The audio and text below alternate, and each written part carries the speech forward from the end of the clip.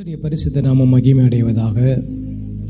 இந்த நாளின் கர்த்தருடைய வார்த்தை சங்கீதம் 25வது சங்கீதம் 20வது வசனம்.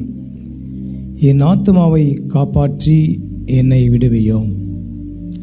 ஒரு மனுஷன் தேவனை பார்த்து என் ஆத்துமாவை காப்பாற்றி நீ விடுவியும் என்று தன்னுடைய உள்ளத்தின் ஆழத்திலிருந்து முழு மனதோடு கூட ஜெபிக்கும் பொழுது கர்த்தர் அவனை பாதுகாக்கிறார். எப்படியெல்லாம் பாதுகாக்கிறார் என்று சொன்னால், தன் கண்மணி போல் ஆண்டவர் பாதுகாக்கிறார். ஒரு மேய்ப்பன் தன் மந்தையை மேய்க்கிறது போல, பாதுகாக்கிறது போல ஆண்டவர் பாதுகாக்கிறார். நம்முடைய கால்கள் வலுவாதபடிக்கு நம்மை பாதுகாக்கிறார்.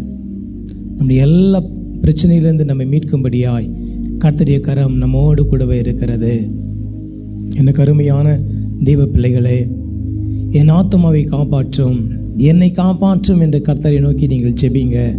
அந்த ஜெபம் 100% உண்மையுள்ள ஒரு ஜெபமாய் இருக்கும் என்று சொன்னால், நீங்கள் எப்படிப்பட்ட நிலைமையில் இருந்தாலும் சரி, அந்த நிலைமையிலிருந்து உன் ஆத்துமாவை காப்பாற்றி உன்னை விடுதலை பண்ண தேவன் உயிரோடு கூட இருக்கிறார். அவரை நோக்கி கூப்பிடுவோம்.